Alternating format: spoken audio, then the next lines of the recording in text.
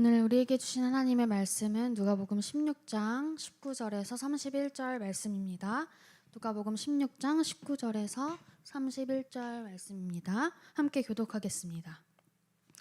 한 부자가 있어 자색 옷과 고운 베옷을 입고 날마다 호화롭게 즐기더라. 그런데 나사로라 이름하는 한 거지가 헌데투성이로 그의 대문 앞에 버려진 채 그 부자의 상에서 떨어지는 것으로 배불리려 하매 심지어 개들이 와서 그 헌대를 핥더라. 이에 그 거지가 죽어 천사들에게 받들려 아브라함의 품에 들어가고 부자도 죽어 장사되매 그가 음부에서 고통 중에 눈을 들어 멀리 아브라함과 그의 품에 있는 나사로를 보고 불러 이르되 아버지 아브라함이여 나를 긍휼히 여기사 나사로를 보내어 그 손가락 끝에 물을 찍어 내 혀를 서늘하게 하소서. 내가 이 불꽃 가운데서 괴로워하나이다. 아브라함이 이르되 너는 살아있을 때 좋은 것을 받았고 나사로는 고난을 받았으니 이것을 기억하라. 이제 그는 여기서 위로를 받고 너는 괴로움을 받느니라. 그뿐 아니라 너희와 우리 사이에 큰 구렁텅이가 놓여 있어 여기서 너희에게 건너가고자 하되 갈 수 없고 거기서 우리에게 건널 수도 없게 하였느니라.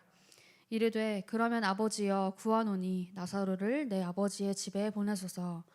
내 형제 5이 있으니 그들에게 증언하게 하여 그들로 이 고통받는 곳에 오지 않게 하소서. 아브라함이 이르되 그들에게 모세와 선지자들이 있으니 그들에게 들을지니라.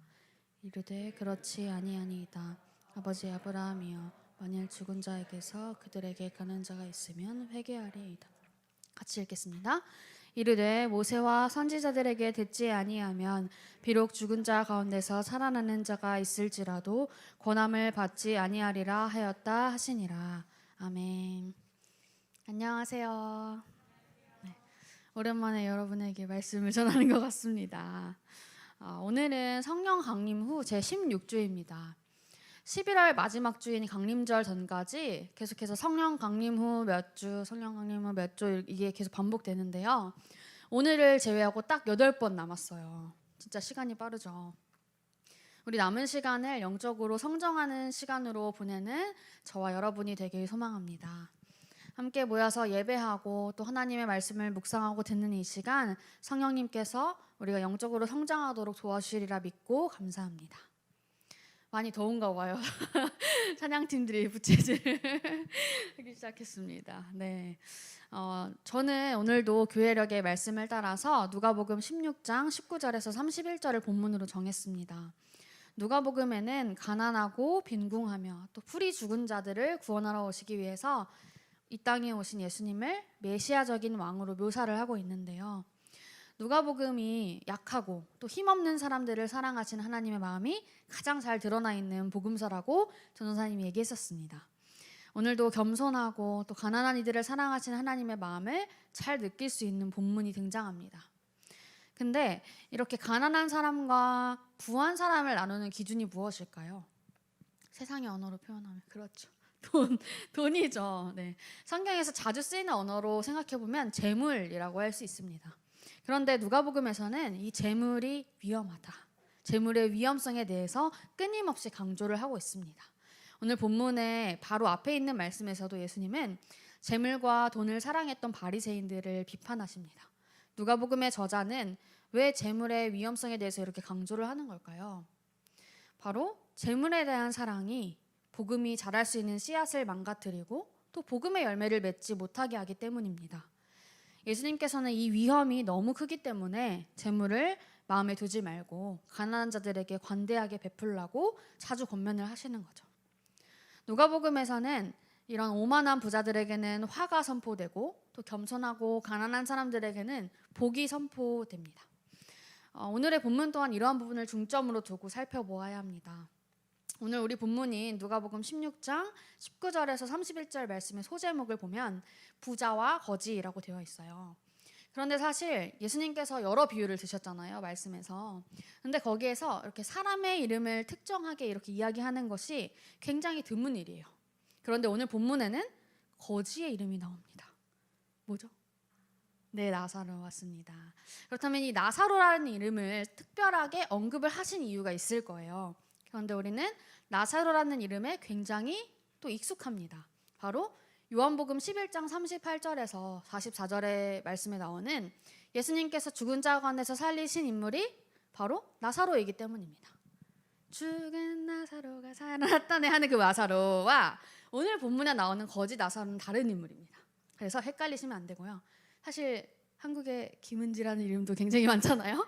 다른 인물이잖아요, 그렇죠? 다 그렇게 생각하시면 되고, 오늘 우리가 이 본문으로 보는 이 말씀의 그 이야기는 누가복음에만 나오는 비유예요. 자, 이제 다시 나사로의 이름에 집중을 해볼게요. 나사로는 사실 라자루스라고 하는 구약 성경에서 우리 많이 들어봤을 텐데 엘르아살이라는 이름의 헬라어식 표기가 라자루스예요. 그래서 이 뜻은 하나님의 도우심을 받은 자라는 뜻이 있어요. 하나님의 도우심을 받는 자, 이 뜻이 중요한 거겠죠. 이것을 기억하면서 본문을 보면 좋겠습니다. 먼저 누가복음 16장 19절에서 20절 말씀을 한 목소리로 함께 읽겠습니다. 한 부자가 있어 자색 옷과 고운 베옷을 입고 날마다 호화롭게 즐기더라. 그런데 나사로라 이름하는 한 거지가 헌데투성이로 그의 대문 앞에 버려진지. 부자의 이름은 언급하지 않아요. 그렇죠? 한 부자가 등장합니다. 그 부자는 화려한 옷을 입고 호화로운 삶을 즐겼어요. 여기서 자색 옷과 고운 베옷이라고 꼭 집어서 성경은 이야기하는데요. 자색은 짙은 남색이 살짝 붉은빛이 도는 색을 말해요. 그래서 쉽게 말하면 이제 보라색과 가까운 건데, 이 자색을 내는 이 염료가 식물이나 조개나 곤충에서 이렇게 채취되었다고 해요. 근데 이 염료를 얻는 그 과정이 굉장히 까다롭고 어려웠기 때문에 이게 되게 비싼 값으로 거래가 되었다고 합니다. 그렇기 때문에 보라색 옷을 입고 있는 사람, 그 자색으로 염색된 옷을 입고 있는 사람은 왕실의 귀족이나 또 고관들만이 입을 수 있는 옷이었고, 또 그 자색은 왕실이나 또 부유함, 권력을 상징하는 그런 색깔이 되었습니다. 중국에서 이렇게 금색 옷을 입는 것과 같이 여기 이스라엘에서는 자색 옷을 입었던 건데요. 자색 옷과 고운 베옷은 그 당시 최신 유행하는 제일 비싼 옷이었을 거예요. 그 당시 귀족들이 이러한 모습으로 생활을 했는데요. 지금 우리 시대를 생각하면 머리부터 발끝까지 다 명품으로 휘감고 돈을 매일 막 쓰면서 매일 파티를 열고 즐기는 생활을 했다라고 보면 되겠어요. 어떻게 보면 나는 내일이 없어, 난 오늘만 살아 하는 그런 마인드로 하나님을 두려워하는 마음 없이 무절제하게 하루하루를 버리면서 이 부자가 살아갔던 거죠.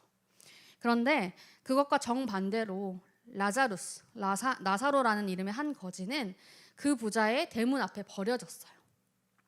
여기 말씀에 나오는 헌데투성이라는 것은 온몸에 이렇게 종기 투성이었다고 보면 됩니다.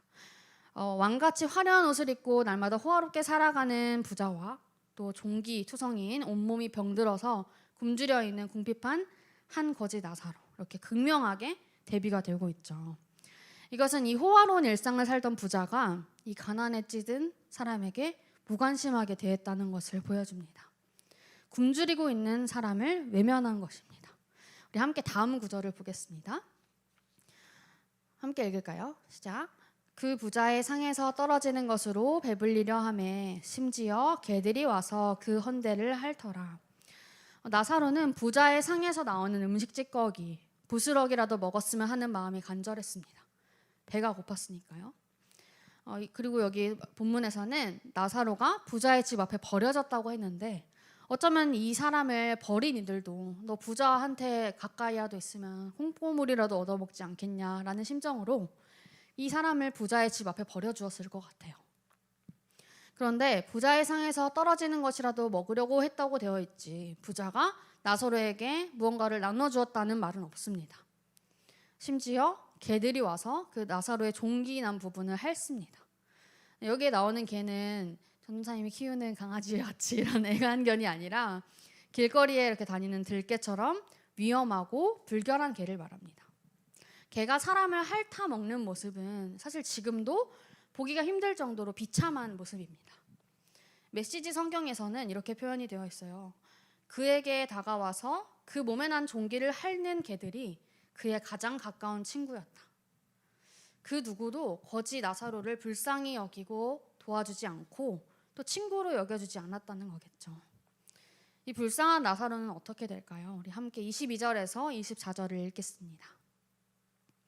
이에 그 거지가 죽어 천사들에게 받들려 아브라함의 품에 들어가고 부자도 죽어 장사되매 그가 음부에서 고통 중에 논을 들어 멀리 아브라함과 그의 품에 있는 나사로를 보고 불러 이르되 아버지 아브라함이여 나를 긍휼히 여기사 나사로를 보내어 그 손가락 끝에 물을 찍어 내 혀를 서늘하게 하소서.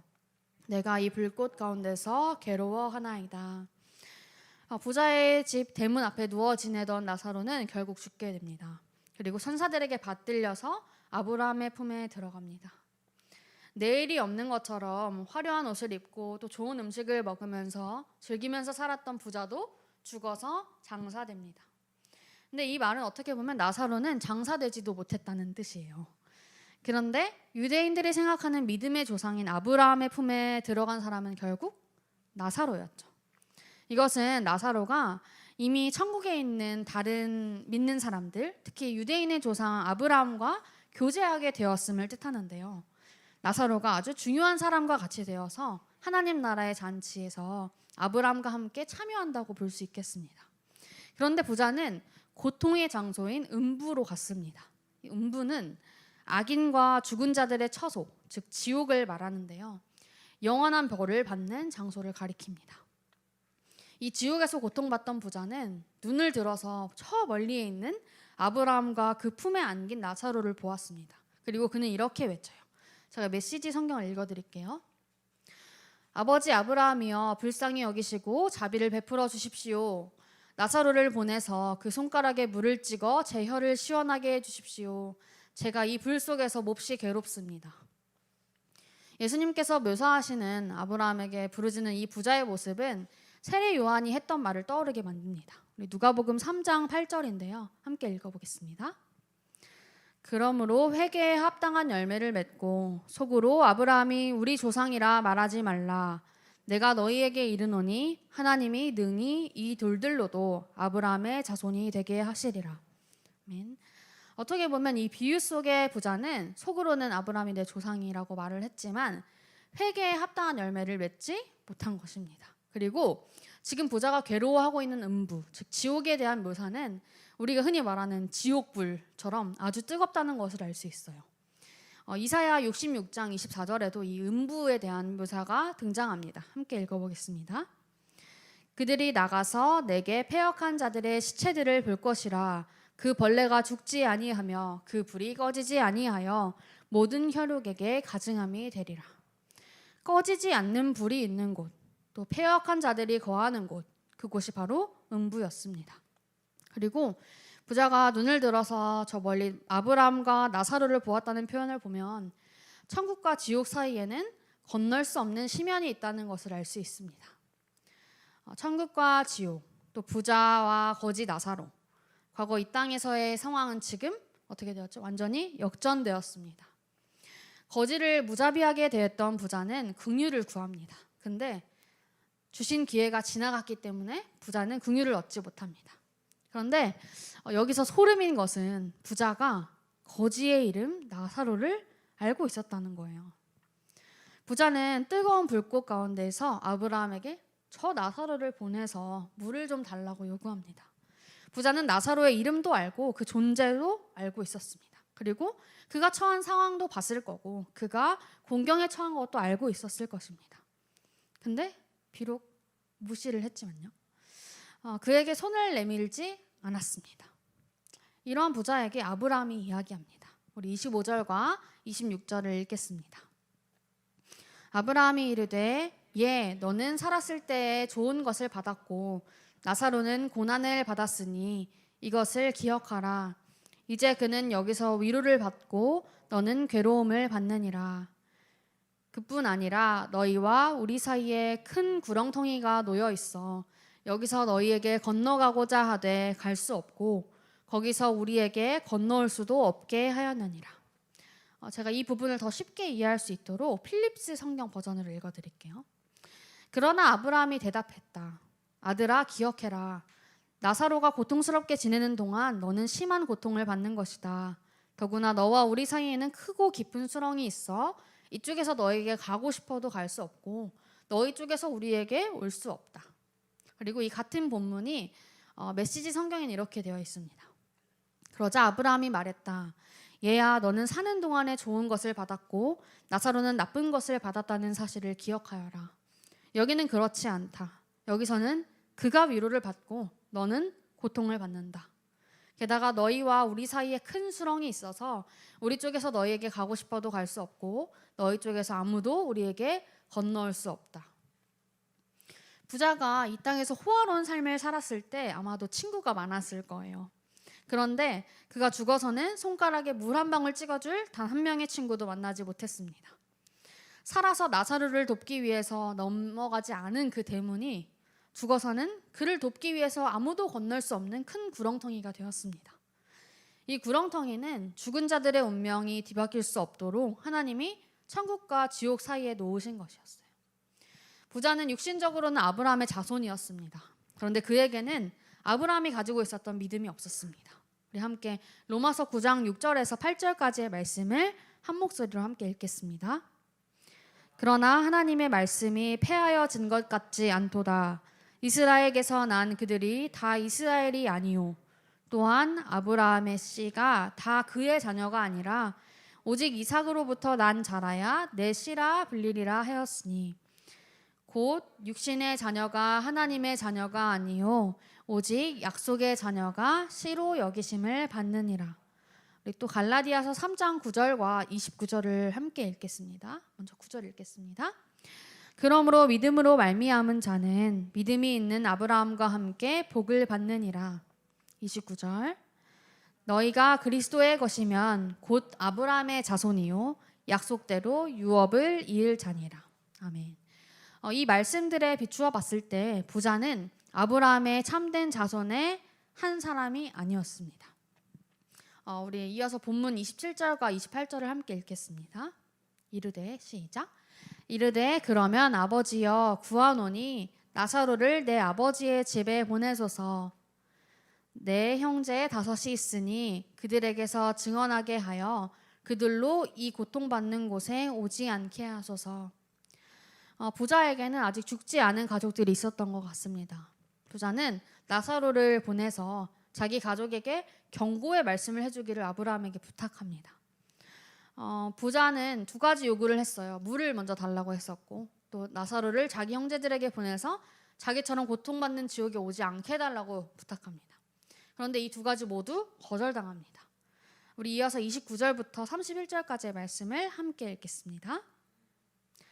아브라함이 이르되 그들에게 모세와 선지자들이 있으니 그들에게 들을지니라. 이르되 그렇지 아니이다. 아버지 아브라함이여 만일 죽은 자에서 그들에게 가는 자가 있으면 회개하리이다. 이르되 모세와 선지자들에게 듣지 아니하면 비록 죽은 자 가운데서 살아나는 자가 있을지라도 권함을 받지 아니하리라 하였다 하시니라.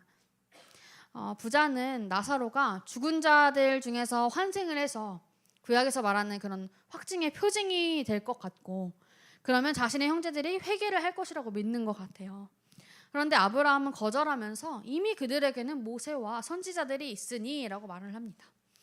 이것은 유대인들에게 이미 하나님의 말씀이 있지만 그들 가운데 많은 이들이 그 말씀의 교훈을 따를 능력도 없었고 그것을 따를 의사도 가지고 있지 않았다는 것을 말하고 있습니다. 또한 모세와 선지자가 예수님을 지시하고 있기 때문에 유대인들은 그분의 말씀을 들어야 함을 말해주고 있습니다. 자신의 형제들이 회개하길 바라고 있는 부자. 그러나 문맥과 또 이 비유의 내용은 회개가 마음의 변화와 또 행동의 변화를 모두 포함해야 되고 여기에는 부자의 형제들이 나사로처럼 이렇게 가난하고 궁핍한 자들의 보호와 안위를 위해서 자신의 재물과 소유를 사용하는 일이 있어야 하는 것을 보여줍니다. 그러나 회개하기를 거부하고 또 복음을 믿기를 거부하는 것은 죽은 자가 살아 돌아오는 것과 같은 증거가 부족해서가 아니라 완악한 마음 때문입니다. 그렇기에 나사로를 자신의 형제들에게 보내달라고 하는 부자의 요청은 유대인들의 성경이 사람들에게 회개하라고 끊임없이 요청하고 있다는 것과 하나님이 사람들에게 회개할 것은 그것을 권면하시기 위해서 예수님을 이 땅에 보내셨다는 사실을 잊은 것입니다. 31절에 나오는 죽은 자 가운데서 살아나는 자 이런 비유 자체에서는 나사로를 가리킬 수 있지만 누가복음의 저자가 서술하는 내용 전개에 비추어 보면 예수님과 예수님의 부활을 가리키기도 합니다. 즉 부자가 대변하고 있는 유대 지도자들은 죽은 자 가운데서 살아난 자를 보내서 자신들에게도 복음을 전해달라고 청하지만 정작 그들은 부활하신 예수님, 참된 메시아이신 예수님의 메시지를 거부합니다. 이 부자와 거지 비유 이야기는 예수님 당시 돈을 좋아하는 이기적인 부자였던 바리새인들을 향해 말씀하시는 것인데요. 모든 사람은 반드시 죽는다는 것과 또 천국과 지옥은 실제로 존재한다는 것을 경고하시는 말씀이기도 합니다. 그리고 믿는 사람이나 믿지 않는 사람이나 모두 죽은 후에 즉시 고통의 상태나 혹은 복된 상태로 들어간다는 점을 분명하게 가르치시고 있습니다. 이 극적인 이야기의 소재로 부의 남용을 다루면서 재물의 위험성을 다루면서 그것을 부정하십니다. 결국 재물이 하나님 나라에 속하는 것을 보장해주지 않는다는 건데요. 예수님은 이 부자와 거지 이야기를 통해서 부자가 그릇되게 자기의 재물을 의존했음을 암시하시지만 또 한편으로는 나사로가 착한 일을 했다. 이 사람은 마음이 되게 온순한 사람이었다라는 이런 덕행에 대해서는 이야기하지 않으십니다. 결국 이 이야기는 상황을 역전시키는 하나님의 행하심에 초점을 두고 있습니다. 그리고 이야기의 전반부는 역전의 원리에 대해서 초점을 맞추지만 후반부에는 아직 기회가 있는 동안에는 너희들이 회개해야 한다는 것을 일깨우고 있습니다. 어쩌면 당시 바리새인들처럼 우리 또한 노아 시대의 사람들처럼 내일 일을 기대하거나 두려워하지 않고 또 임박한 하나님의 나라와 심판을 전혀 인식하지 못하는 것은 아닌지 생각해 봅니다. 그리고 어쩌면 우리가 하나님의 자녀들이라고 말하고 있지만 경건과 탐욕을 결합한 위선의 삶을 살고 있지는 않은지 돌아보게 됩니다.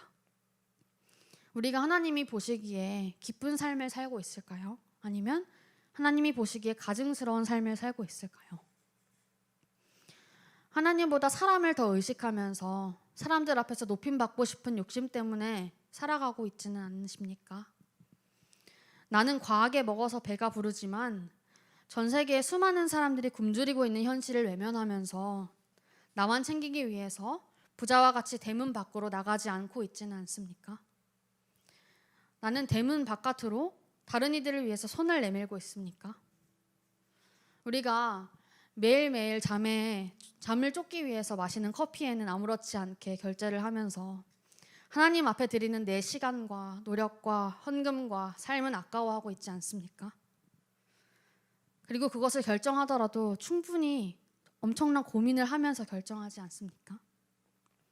어쩌면 지금 이 말 때문에 누군가의 마음은 불편하고 또 거북하게 들릴 수도 있을 것 같아요.